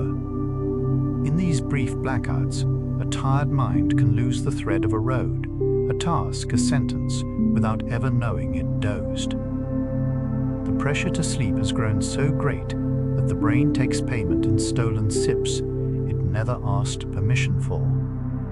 It is one of the plainest signs that sleep is a need, not a choice. The mind fully controls. Held awake too long, the brain sleeps anyway, in slivers. The flame dips into dark, a heartbeat at a time. Parts of the brain may briefly fall asleep, even while the rest is wide awake. Sleep may not always be a whole brain event. In studies of tired animals and hints in weary people, small patches of the brain seem to slip into a sleep-like state while the creature is up and moving. One corner drifts under, going slow and quiet while the rest carries on. Picture a great building where, unnoticed, one room after another dims its lights while the halls stay busy. This local sleep might explain some of the fumbles and blank moments of a tired mind, as if the part needed for a task had briefly nodded off. How common this is in waking people, and just what it means remains unexplained, and no one yet knows how far it reaches. It blurs the neat line between sleeping and waking that we like to draw. The brain, it seems, may not be all awake or all asleep at once, and where exactly that line falls stays unanswered. One room dims while the rest of the house stays lit. On the first sleep in a strange place, half the brain seems to keep a lighter watch. People often sleep poorly the first time in an unfamiliar bed, and there is a reason written in the brain. On that first sleep in a new place, one half of the brain tends to sleep less deeply than the other, staying a touch more alert to the strange room. Swap which side is watched, and the wary half swaps too. Picture a traveler in an unknown inn who sleeps with one ear open, then trades ears through the dark. Researchers think this is a faint echo of an old safeguard, keeping part of the mind on guard where danger is unknown. By the second sleep in the same place, the wariness eases and both halves rest more evenly and deeply. It is why a first sleep away so often feels shallow and broken, no matter how tired the traveler. The brain hedges its rest until the new place has proven itself safe. One ear kept open until the strange room is known. Some animals sleep with only half the brain at a time, keeping the other half awake. Dolphins and many birds do something no human can. They let one half of the brain sleep while the other stays awake and alert. A dolphin has to rise to breathe and cannot fully black out underwater, so it rests one hemisphere at a time, one eye closed, the other open. Picture a night watchman and a sleeper, trading places within a single skull, so the post is never left empty. Ducks at the edge of a group will sleep with the outward eye open, and that side of the brain awake, watching for danger from the dark. This split sleep lets a creature rest and guard at once, a trick shaped by lives lived in open water or open sky. It shows that sleep need not claim the whole brain to do its quiet work. Half rests while half keeps watch, and both, somehow, are served through the dark. One side dreams, the other stands guard. Some birds sleep on the wing, snatching rest in the middle of long flights. Certain seabirds cross vast stretches of open water without landing for weeks, and they manage to sleep while flying. They take rest in brief scraps, often with one half of the brain at a time, gliding on set wings while a part of the mind goes under. Picture a sailor dozing at the tiller while the boat holds its course across a calm sea. The birds sleep far less in the air than they do on land, taking only short sips, yet enough to carry on for weeks. When they finally come ashore, they make up much of the lost rest in longer, deeper sleeps. It shows how far sleep can bend to the shape of a life, shrinking to fit even a journey with no place to stop. The need does not vanish in the open sky, it only folds itself small. Rest is taken in pieces high above the water. A doze upon the wing, above the endless water. How much sleep a creature needs swings widely from one animal to the next. Sleep is universal, but its measure is not. Some bats and opossums drowse away most of a day, resting far more than they wake. Large, grazing animals, always at risk in the open, may sleep only a couple of hours, taken in scattered scraps. Picture a whole spread of creatures, from the deep sleeper curled away for most of the turn of a day, to the light dozer snatching minutes on its feet. Newborns of many kinds sleep nearly around the clock, while their elders make do with far less. What sets each creature's share seems tied to how it lives, what it eats, and what hunts it. There is no single right amount across the living world, only a wide and varied band from a few hours to most of a day. Each animal keeps its own measure of the dark, poured out to fit its life, from half a day asleep to a scant hour on the feet. In sleeping animals, fluid seems to wash through the brain more freely than in waking. In studies of sleeping mice, researchers watched the narrow spaces around brain cells appear to widen once the animal drifted off, letting fluid flow through more freely in slow, even waves. That gentle current seems to carry off some of the small debris a day of brainwort leaves behind. Picture a quiet tide sliding through a flooded forest in the dark, moving between the trunks and drawing back again, rinsing as it goes. It is a striking finding, but it comes mostly from animals, and much about it stays unexplained. How fully it happens in a sleeping human brain, and at what pace, is far harder to see, since no one can open a living mind to watch the water move. Researchers are careful here, and so are we. This is a clearing seen clearly in mice, and only glimpsed in people. The picture is real but unfinished. A slow tide through the trees, seen most clearly in mice. The washing of the sleeping brain appears strongest during the deepest, slowest sleep. In the same animal studies, the flow of fluid through the brain seems to rise and fall with the stages of sleep, running strongest during the deep, slow wave stage. The great slow waves and the moving fluid appear to keep a kind of time together, the tide swelling as the waves roll. Picture the deepest part of a sleep as a high tide, the water reaching furthest in when the brain is quietest. This has led some researchers to wonder whether the mending value of deep sleep owes something to this clearing. But the link is drawn mostly in mice, and whether it holds the same way in people remains unanswered. It is a young and careful science, easy to overstate and hard to prove. We can say the tide seems tied to the deep waves in animals, and little more with confidence. How much this shapes a human sleep is unexplained, and no one yet knows. Highest tide in the deepest stillness, glimpsed in mice. Whether the human brain cleans itself in sleep the way animal brains seem to is unknown. Much of what we know about fluid moving through the sleeping brain comes from small animals, watched under instruments no living person could bear. In people, the signs are fainter and harder to read, gathered from careful scans rather than direct sight. Some human studies hint that fluid does surge through the resting brain in waves, but the full picture stays out of reach. Picture trying to study a tide from far offshore, catching only its broad rise, never the water between the trees. So a fair mind holds this gently. The clearing is well seen in animals, suggested in people, and proven in neither to the last detail. It is a promising thread, not a finished cloth, and the human side remains unanswered.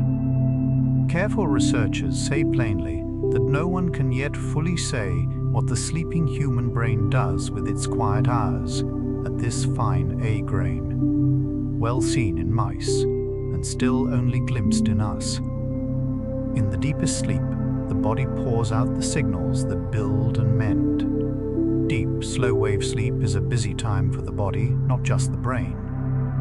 Much of the body's own growth and repair signal is released in a pulse during this deepest stage, especially early in a sleep. Under its guidance, tissues are tended, and the day's small wear is worked on. Picture a night crew that comes out only in the stillest hours to patch and shore up the quiet building. This is one reason the young, who are growing fast, spend so much time in deep sleep. The work is the body's own doing, on its own schedule, tied to the stage rather than the clock alone. It is described here only as something observed, a rhythm of the sleeping body, and not as counsel or a promise of better rest. In the deepest stillness, the body quietly sees to its own keeping, far from the reach of the waking mind. The quiet night crew out in the stillest hours. Newborns sleep most of the turn of a day, and much of it is spent dreaming. A newborn baby sleeps far more than an adult, often the better part of a whole day, taken in many short spells. And a large share of that sleep is the vivid dream stage, far more than an adult ever gets. Picture a small sleeper who spends most hours under, and much of their time in the busy, dreaming country. Why the young brain dreams so much is not fully clear, but many researchers think the dream stage helps wire up a growing brain, stirring its circuits into shape. As a child grows, total sleep shrinks, and the share of dreaming falls toward the adult measure year by year. The very beginning of a life is spent mostly asleep, and mostly, it seems, dreaming behind closed lids. Whatever the dream stage does, the youngest brains do far the most of it, as if building something in the dark. A new mind, mostly under, and mostly dreaming. The twitches of a sleeping infant may be the brain quietly mapping its own body. Watch a sleeping baby and small twitches appear, a finger, a foot, a corner of the mouth, flickering through the dream stage. These are not random restlessness, some researchers propose, but a kind of self-teaching. Each twitch may send a signal the brain uses to learn where the limb is and how it moves. Picture a builder tapping each new beam and listening, learning the shape of the frame by the sound.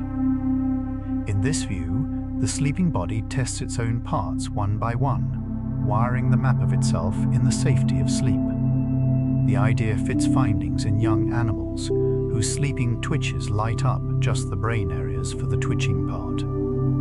But it is a young idea, not yet proven in people, and whether every infant twitch truly teaches remains unanswered. The small movements may be lessons written in the dark, or no one yet knows quite what. Each twitch, perhaps, a quiet question and an answer. Sleep changes shape across a whole life, from the cradle to old age. The sleep of a person is not the same from one age to the next. Infants sleep most and dream most. Children hold deep, heavy, slow-wave sleep in great measure. Through the middle years, deep sleep slowly thins, and sleep grows a little lighter and more easily broken. Older adults often wake more across a sleep and hold less of the deeper stage, though the need for rest does not vanish with the years. Picture a river that runs deep and fast at its source and broadens shallower as it nears the sea. The timing shifts too. The young lean late, the old often early. These changes are a normal part of growing and aging, written into the body's long course. Sleep keeps company with a person all their years, changing its shape as they change theirs, from first breath to last. The need for rest stays through it all, only its depth and its hours slowly turn. Deep at the start, lighter near the end. A rare few carry a change that lets them thrive on far less sleep than most. Nearly everyone needs a long stretch of sleep to feel and work well, and most who sleep little are simply short of rest. But a very small number of people carry a rare, inborn change that lets them do well on only a handful of hours, waking rested where others would be worn thin. Picture a lamp built to give the same steady light on a fraction of the oil. Researchers have traced this in a few families, finding tiny changes in the genes that help set sleep's needs. These true short sleepers are far rarer than the many who only wish they were and cannot be made by habit or will. Their existence shows that the body's sleep need is written, in part, in its making, and can be turned by the smallest of changes. It is not a knack to be learned, but a rare gift of birth. Rare lamps burning bright on little oil. Even in deep sleep, the brain keeps sorting sounds, letting most pass and holding a few back. A sleeping brain does not close its ears. Sound still reaches it, and it quietly judges each noise, deciding whether it matters enough to break the rest. Most sounds are smoothed over and never wake the sleeper. A few are flagged and pull the mind up. Picture a doorkeeper half asleep, waving through the ordinary night sounds and stopping only at a knock that counts. This sorting runs all through the dark, below any awareness at all. It is why a familiar hum can be slept through, while a single odd creak lifts the head. The brain stays tuned to the world even at its furthest remove from it. Rest and watchfulness share the dark between them, each taking its turn. The ears stay open, and the mind chooses what to hear. Most sounds wave through, a rare one held at the door. A sleeper's own name, spoken softly, can reach in where louder noise cannot. Not all sounds are equal to a sleeping brain. A meaningful sound, one's own name, a baby's cry, can wake a sleeper when a louder but emptier noise would not.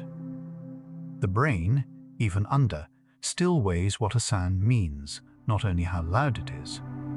Picture a parent who sleeps through a storm yet stirs at the smallest whimper from the next room. In studies, the sleeping brain responds more strongly to a familiar name than to other names, deep in sleep. So some listening and some judging goes on the whole time the body rests. The mind keeps a short list of sounds worth waking for and watches for them in the dark. It is a quiet kind of care, kept up even in the deepest rest without a thought. The name slips through the door, the noise could not. The world may shout and be ignored, a name gets through. How easily a sleeper wakes depends on which stage of sleep they are in. The same sound may wake a sleeper easily, or not at all, depending on where in the dark it falls. In light sleep, the mind lifts readily. In the deepest, slow-wave stage, it takes far more to rouse them, and they wake groggy and slow. In the dream stage, waking can be quick but strange, the dream still clinging to the eyes. Picture a diver near the surface, easy to call up, against one far down in dark water, hard to reach at all. This changing depth is why timing matters so much to how a person wakes. Roused from the deep, the mind is thick and lost for many minutes. Lifted from a shallow stretch, it clears fast. The gate to waking swings loose or heavy by the hour, cycle after cycle. Each stage holds the sleeper at a different depth below the day. Easy to reach near the top, hard to call from the deep. Some people seem to wake on their own just before the alarm, and why is unsettled. Many report waking a minute or two before a set alarm, as if the body knew the hour. Whether this is a real, reliable skill, or mostly the trick of a hopeful memory, is still argued. Some findings hint the body can prepare for a known waking time, with its rising signals climbing a little early. Others say we simply forget the many mornings the alarm went first. Picture a sleeper who recalls the few times they beat the bell and quietly drops the rest. The inner clock is good at timing, so a rough sense of the hour is not far-fetched. But a precise, nightly jump to just before the alarm is harder to prove, and no one knows for certain if it is real. For now, it sits between a real knack and a fond illusion, unsolved. The body may keep the hour, or memory may only flatter itself. The bell nears, the eyes open, and the reason is unclear. Sometimes a sleeper dreams of waking up while still fast asleep. A false awakening is a dream of the ordinary, rising, dressing, starting the day, all while the body lies still asleep. It can feel utterly convincing until some odd detail slips, or the sleeper truly wakes and finds themselves back in bed. Now and then it repeats, a waking within a waking within a dream. Picture stepping out of a room only to find yourself in the same room again, the door leading nowhere new. These dreams borrow the dull, familiar stuff of daily life, which is what makes them so easy to believe. The dreaming brain simply stages the most ordinary scene of all, getting up and going about the day. Only on true waking does the trick come clear, and the whole morning dissolve. A morning that was only ever a dream, played out behind closed eyes. A door that opens back into the same still room. At the edge of sleep, faces and shapes can rise unbidden behind closed eyes. As a person drifts toward sleep, the mind often throws up brief, vivid images, faces, patterns, drifting shapes with no story and no meaning. These half-dreams at the doorway are common and harmless, seen by nearly everyone if they watch for them. Picture a slideshow starting on its own in a darkening room, images flickering past that no one chose. They rise in that thin border stage as the waking mind loosens and the first dreams begin to form. Unlike full dreams, the sleeper is often aware enough to notice them going by. They may take the color of the day, a task done for hours reappearing as drifting forms behind the lids. They are the mind slipping its moorings, the first faint pictures of the coming sleep. A private gallery, opening quietly at the threshold. Faces bloom and fade, asking nothing, meaning nothing. Some people hear a loud crash at the edge of sleep, though no sound was made. Now and then, as a person is falling asleep or waking, they hear a sudden bang, a crash, or a burst of noise inside the head, with nothing real behind it. Doctors have given it the odd name of exploding head syndrome, but it is harmless and painless, only strange. Picture a stagehand dropping a tray off stage just as the play ends, a crash with no cause the audience can see. It seems to happen as the brain powers down its hearing centers for sleep, and instead of dimming smoothly, gives a brief misfired burst. The sleeper wakes with a jolt, heart quick, sure they heard something, and nothing is there at all. It is more curious than anything, and often eases when a person learns it is nothing to fear. A false thunderclap made and gone in a single instant. The mind stumbles at the switch and lets out a soundless bang. Falling asleep, many people are sure they were still awake long after they were not. The doorway of sleep fools the sense of time and awareness. People woken from the first light stage often insist they were never asleep, though the senses plainly show they were. The mind seems slow to notice that it has slipped under and holds the feeling of waking a little too long. Picture crossing a border in fog and being sure one is still in the old country well after the line. This is why lying in the dark can feel like a long, sleepless stretch when part of it was truly sleep. The brain does not stamp the exact moment it goes under, so the crossing blurs and smears.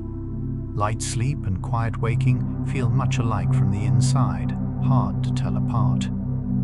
The sleeper is already gone before they believe it, dreaming while sure they lie awake.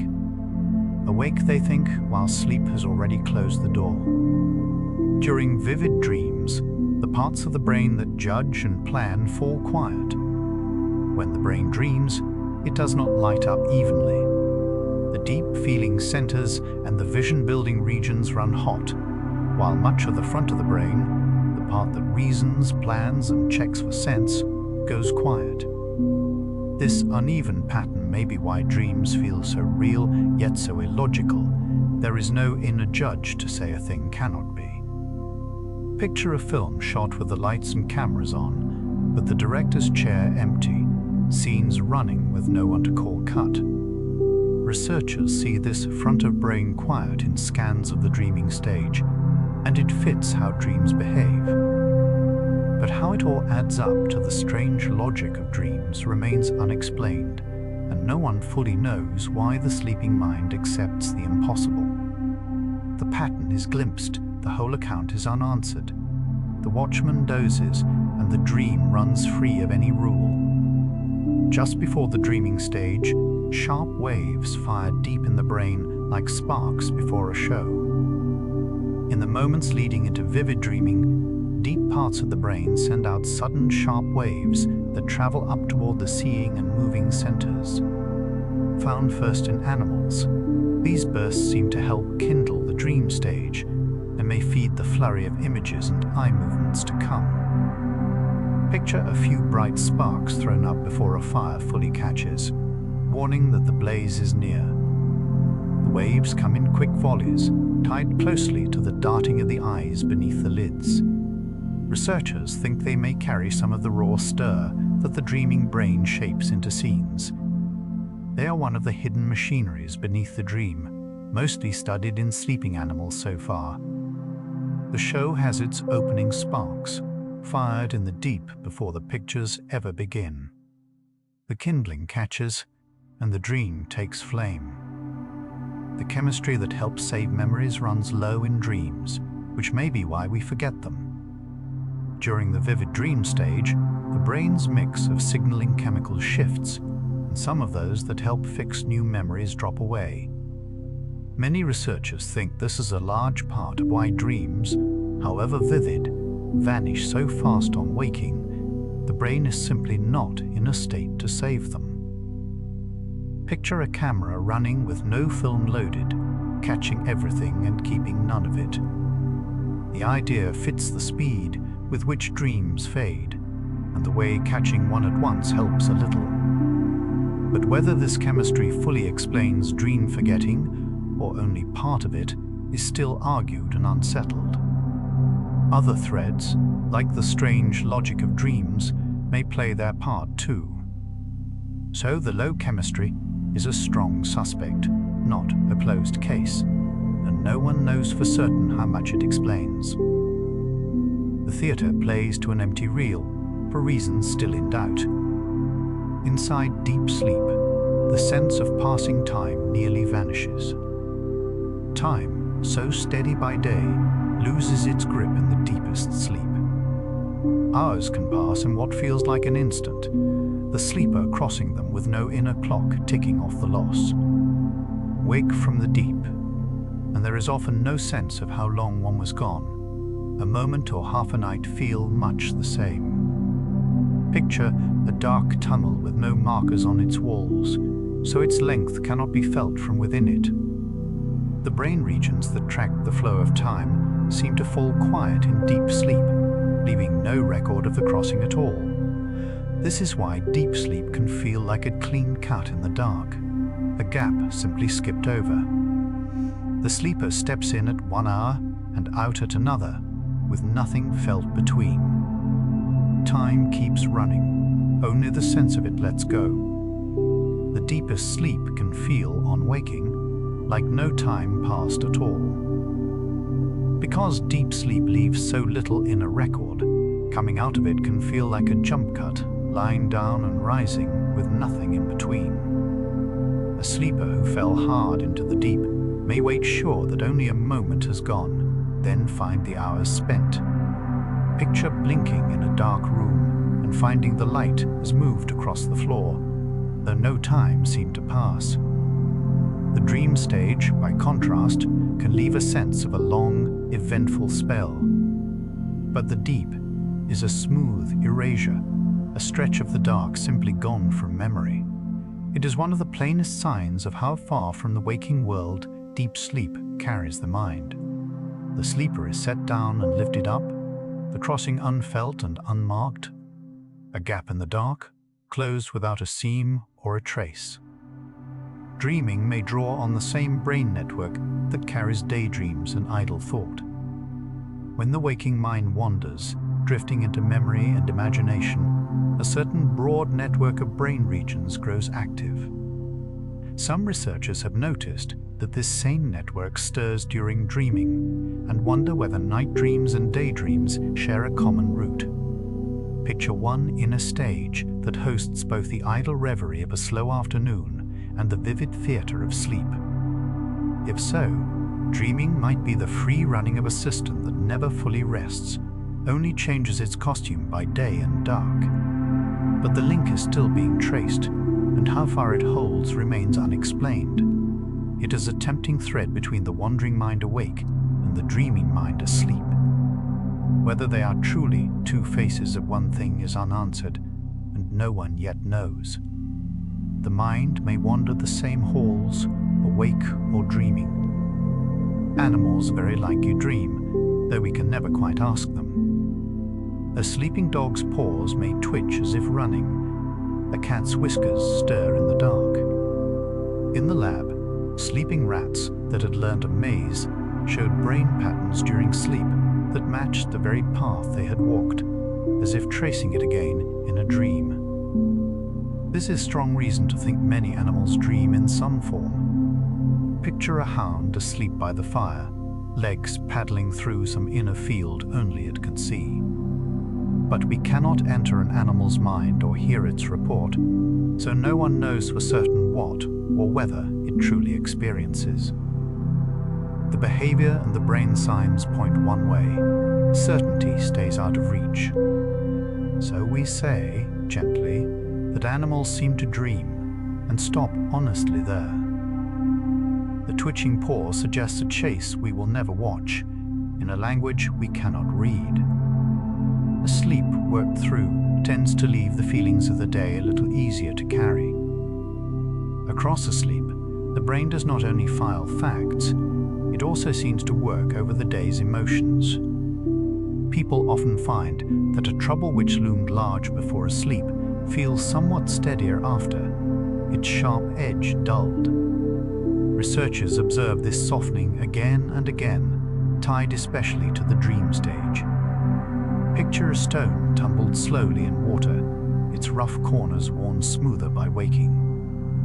This is described here only as something seen, a pattern of the sleeping mind, and not as counsel or a cure of any kind.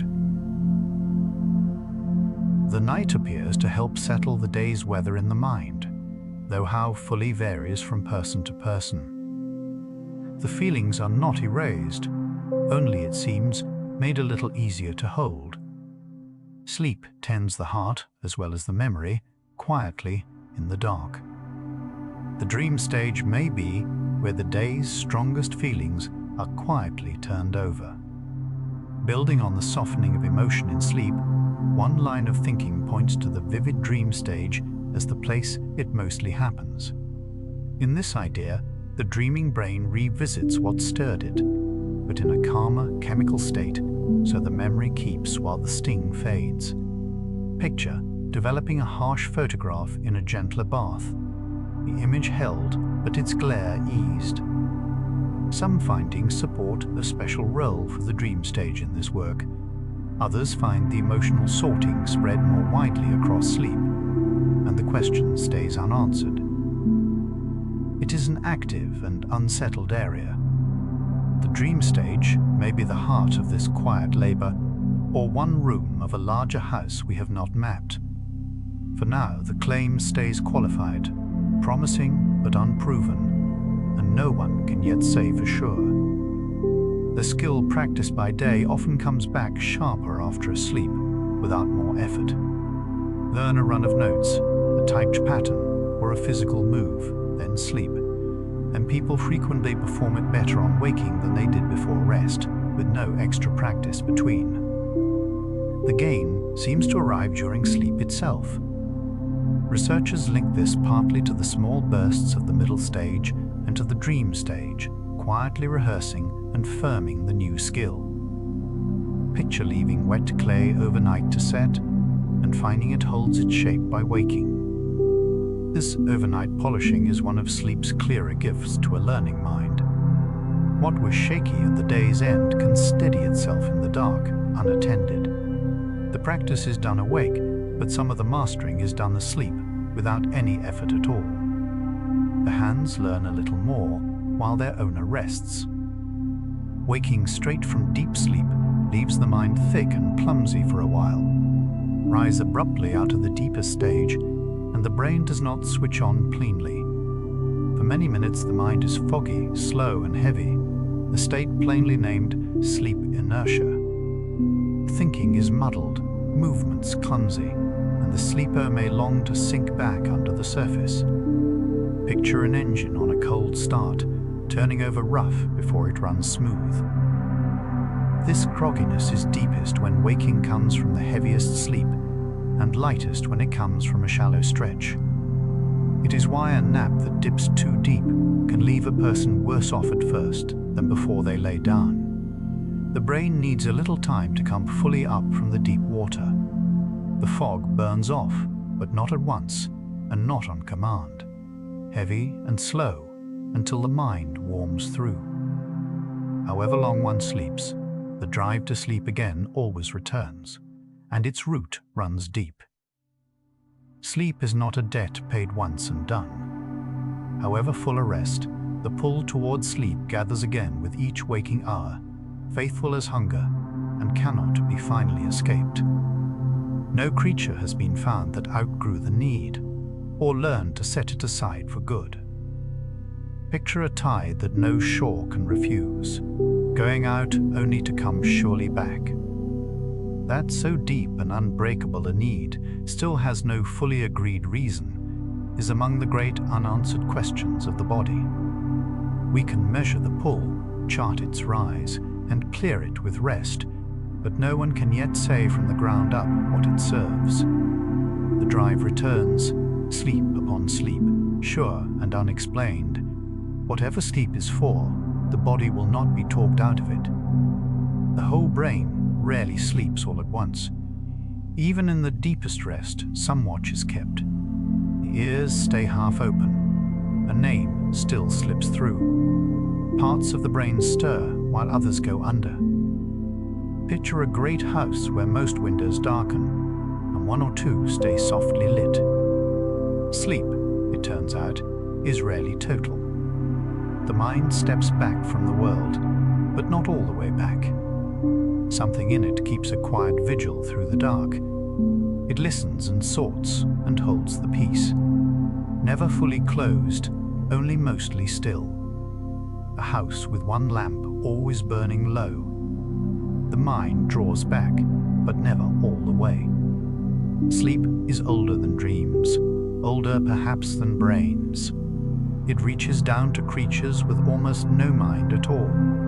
The drifting bell of a jellyfish still keeps its rest. Whatever sleep is, it began long before memory or thought. Picture the need laid down near the very root of living things. Why so ancient a law holds at all is still unexplained. No one knows what the first sleepers were getting. It runs deeper than we can yet follow, down past thought itself, older than the dream, and quieter. A law kept long before anyone could ask its reason. The roots run far past where our light reaches, older than the dream, and no one has read why. We spend years of a life dreaming, and remember almost none of it. Add up the vivid dream stage across a lifetime, and it comes to years, whole years lived in inner worlds. Nearly all of them are gone by waking, unrecorded and unrecalled. Picture a vast library, written and burned, sleep upon sleep. So much is lived there, and so little kept.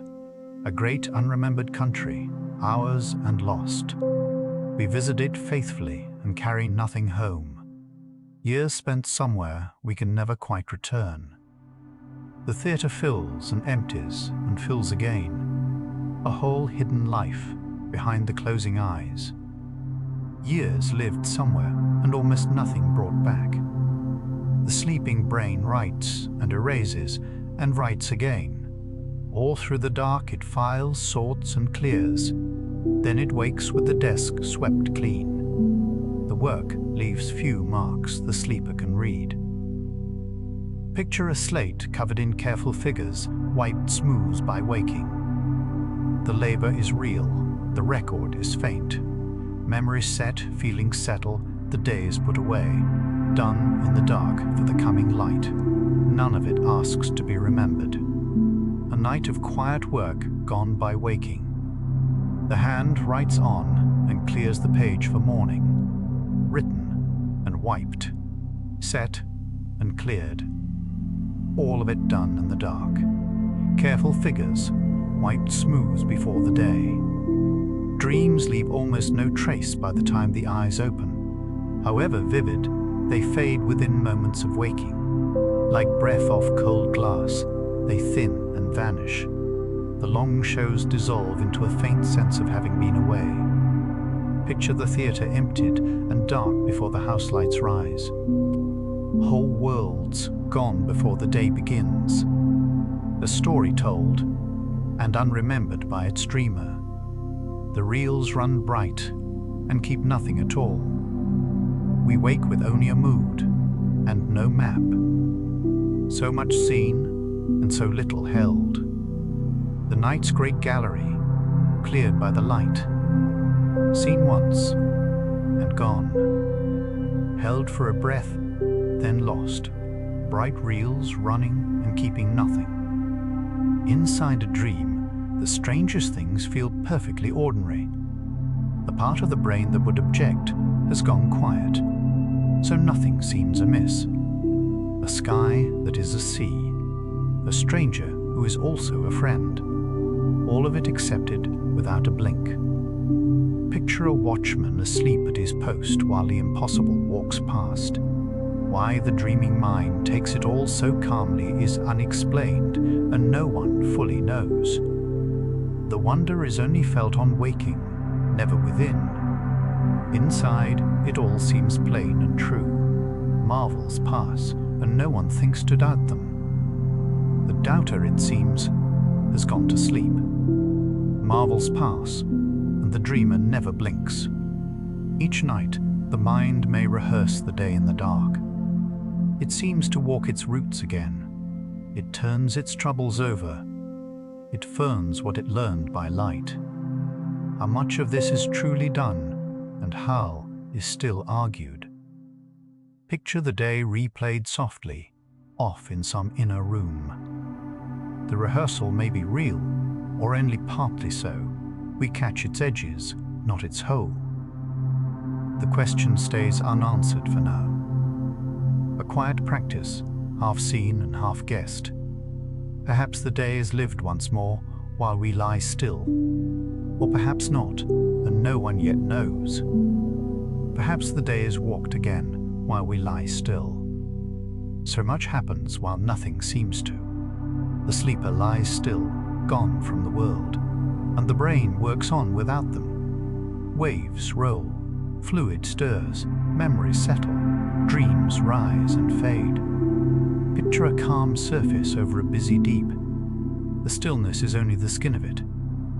Underneath, the whole night labors on. Nothing shows, and everything is done.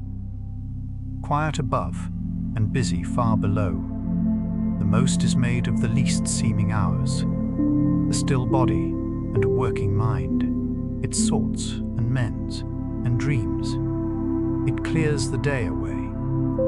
It keeps its own slow rhythm, all while the sleeper lies as if gone, quiet on the surface and busy underneath. The reason for it all is still waiting to be found. After long study, why we sleep keeps its deepest secret. We know the need, we chart the stages, we measure the waves, and still we cannot say why. Picture a door well mapped on the outside, its far room never entered. The question has waited an age, unanswered. It can wait a little longer, and so can we, well mapped and still unsolved. The map is drawn to the threshold, and no further. No one has crossed to the other side. The oldest question, patient in the dark.